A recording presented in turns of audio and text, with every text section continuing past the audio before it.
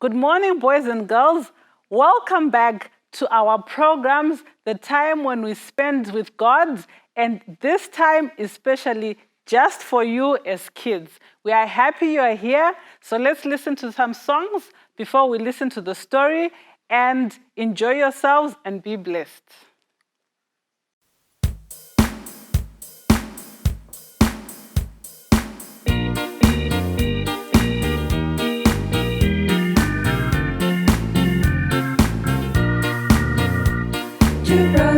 Two brothers, and one of them was greedy, greedy brothers. Two brothers, and one of them was greedy, greedy. He said, Dad, I want my money, money. He was the prodigal son. The other good brother stayed on the farm to worky, worky. Other good brother stayed on the farm to worky, worky. Greedy brother spent his money, money. He was the prodigal son. He spent it on having fun and drinky, drinky. He spent it on having fun and drinky, drinkies. He spent every shiny penny, penny. He was the prodigal son. The money was finished, and so he fed the piggy, piggies. Money was finished, and so he fed the piggy, piggies. He was broke and kinda stinky, stinky. He was the prodigal son. He went home to Daddy to say, I'm really sorry, sorry. Went home to Daddy to say, I'm really sorry, sorry. Dad said, son, let's throw a party, party. He was the prodigal son. The brother who stayed home was feeling kinda grumpy, grumpy. Brother who stayed home was feeling kinda grumpy, grumpy. He said, Dad, you must be crazy, crazy. He was the prodigal son. Said Daddy to Sonny, we're gonna have a party, party. Daddy said, Sonny, we're gonna have a party, party. My son was lost, now he's found it, found it. He was the prodigal son. My son was lost, now he's found it, found it. He was the prodigal son.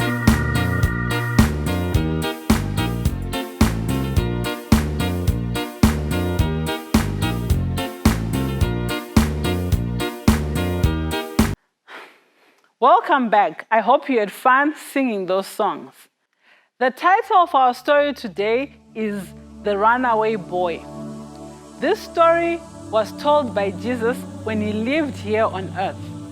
He told the story of a man who was very wealthy, a man who had a big farm. He had a lot of animals on his farm. He had a lot of plants that he was growing that he could sell. Even the house on his farm was very big. He was a very wealthy man. So this man was blessed with 2 sons. He had 2 children, 2 boys. And whenever he was on his farm, he loved walking around the farm with his children. He would show them where the cows stay, where the sheep stay, and he would take them to the gardens where there are beautiful plants that are growing, that have been planted. And he would teach these boys to take care of the sheep, to take care of the plants. And he told them that one day when I die, this farm will be yours. You will share the place, you will share my inheritance, and both of you will have riches that belong to you. So I want you to learn how to take care of the farm. Let's work together so that when it's yours, you'll be able to run the farm. He loved his sons so much, and he made sure they had everything that they wanted. He would give them clothes. He made sure they had good food to wear, and he was such a happy man who lived with his 2 boys. But out of these 2 boys, one of them didn't like the fact that the father would always make them work and teach them about taking care of the farm. He always said to himself, I don't like this. I wish I had my own place where I would live by myself and do whatever I want. Not being made to work and go around the farm and do these things. He always complained in his heart. So years went by, and this boy grew up. And these thoughts came back again. I'm tired of just staying in this farm, taking care of the sheep, of the cows, going to the field to plant the maize, to work. My father always says that he's teaching me how to take care of a farm, but I'm tired of this. Then he thought to himself, he said, when he dies, this place is going to be mine, that I've got an inheritance from this place. Why do I have to wait until he dies? Can't I get my inheritance now so that I go and live the life that I want and do the things that I want? So he said to himself, I'm going to my father and I'll tell him this. So he went to his father, he sat him down and he said, Dad, I've made a decision. I want to get my inheritance now. I don't want to wait until you have died. And I want to go and live in a faraway place in the city where I can live my life with my friends and do whatever I want to do. I'm tired of living on this farm. When the dad heard this, he was very sad. He was shocked. How come my son is saying this? Have I not given him everything that he could ever want? But because he loved his son so much, he decided that he would let him go. So he sold half of his farm, he sold half of his animal so that he could get the inheritance that the son was going to get when the father dies. After he sold all those things, he had a lot of money. There were bags and bags of money. So he called his son and he said, my son, since you said you want your inheritance now, here is your money. And the son was so happy. He couldn't believe his eyes. All this money just for me? He was very happy. So he decided that he's leaving and he's going to the city. He took all his money, he went on his horse, and he said to his father, goodbye, father, I'm going to the city. Goodbye, my brother, I'm going to the city. The father was really sad that he was parting with his son, and the brother didn't want to let his brother go, but he just had to because he had made that decision. And then the boy rode on his horse for days. He went to the city, to a faraway place where there was no father and there was no brother. When he got there, he had a lot of money. He looked for a nice place to stay. He went to nice places to eat food. And people started becoming friendly with him because they saw that he had a lot of money. They would go and visit him, go and eat at nice places that were expensive and go out and have fun. But they were using this boy's money. He didn't realize that people were using his money, but he kept on spending the money each and every day. He would pay for things, he would buy expensive clothes, and just lived a careless life. He used that money in a very careless manner. After some time, the money finished. He had used all his riches, all the money that the father had given to him had finished. And then he started selling his things. He sold some clothes so that he can get some money. He sold some shoes so that he can get some money. He stopped staying in the expensive places and he went to cheaper places, but the money kept on finishing. Soon he didn't have any money to buy food. So he went back to his friends and he started talking to them. Remember how I used to buy food for you and I would take you to nice places, expensive places. Now I don't have any money. Can you please help me? And all of those people turned their backs on him. No one even helped him. Now he was stuck. What was he going to do? He felt so bad. He had been a very careless boy. So he decided that he was going to look for a job.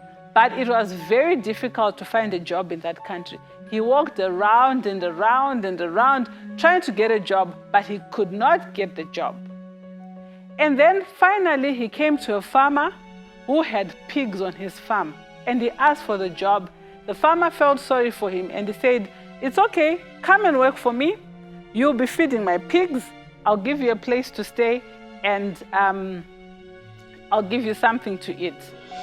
But before he was even given something to eat, he was so hungry as he was taking food to go and feed the pigs. He was so hungry, he had not eaten in days. He took the pig's food and he ate it. Can you imagine smelly food that was going to be given to animals, he took that food and he ate it. That's how desperate he was. After some days, he started thinking. He said to himself, the servants at my father's house don't live a life like this. They've got a better place to sleep. They have better clothes than what I am putting on. They even have better food to eat. And he said to himself, I'm going to rise and I will go back to my father's house. But he said, once he gets to his father's house, that's what he told himself, I won't be worthy to be called a son anymore. I'm going to ask him if I can be a servant and work for him. So he left the place where he was working, feeding pigs, and he started on his journey going back home. It took him a number of days, and he was so scared that when he gets home, maybe the father would turn him away because he had been a bad boy, and he really didn't know what was going to happen. Little did he know that all the time when he was away, the father was thinking about him every day. The father looked out every day, looked down the road to see if his son was coming back, but there was no sign of the son coming back. And the father just longed for the day that the son would one day come back. So on this particular day, after his long journey, as he was walking and he could finally see his father's farm, his heart was filled with joy. And the father looked down the road like he did each and every day, and he saw the son coming. And he was happy. He asked the person he was with, is that my son that's coming down the road? They looked and they saw that, yes, it was his son. He was so happy. He got up from where he was standing and he started running down the road. He ran to go and meet his son. The son saw the father running, and the son ran also towards the father. And the father went and gave him a big hug. He was happy that his son had come back home. And the son started crying. He felt so bad. He said, Father, forgive me. I've been a bad child. I took your money, I took your inheritance, and I went and I used it carelessly. I'm not worthy to be called your son anymore. Please forgive me. Can you take me in as your servant? And the father said, what? As a servant? No, I will not do that. The father was happy that the son had come home. He said, I am happy that you are here and you're still my son. I love you very much. And we're going to have a party to celebrate that my son has come to me. He told the servants, go and get him the finest robe. He told another one to go and get him a ring. And he told another, kill the fattened cow. We want to have a party to celebrate my child who has come back to me. So that day they had a very big feast to celebrate the prodigal son, the son that had run away, that had come back home. They were celebrating him. Of course, the brother was not happy. I've been here, I've been working, I never took my father's riches, and my brother is back and they throw him a party. He was not happy with that. But the father's heart was filled with joy that his son had come back home. There are things that we do sometimes as boys and girls that break God's heart. The times when we steal, when we lie, when we disobey our parents, we are running away from our Father in heaven by doing what is wrong.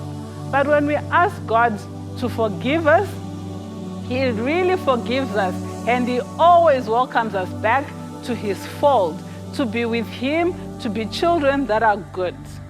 Our Father in heaven loves us so much. He has an everlasting love. Everlasting means it goes on forever and ever. It never comes to an end. And our verse for today comes from Jeremiah 31 verse 3, and it reads, I have loved thee with an everlasting love. So whatever we have done, no matter how bad we have been, God is waiting and is looking out for us to come back home, to come back into His fold and be His child again. His love is like a circle. A circle does not have an end. It's everlasting. It goes on forever and ever. So let's remember that God will always love us. We just need to say we're sorry, and God will take us back. And when God takes us back, He can give us good hearts so that we do what's pleasing to God all the days of our lives. That's the end of the story. Let's close our eyes and pray. Dear Jesus, thank you for the story that you told us when you're here on earth, a story that reminds us that you're God and that you love us. You will never stop loving us. You love us with an everlasting love. Help us to do what is good, what pleases you, so that we always stay within your fold and we will always be safe.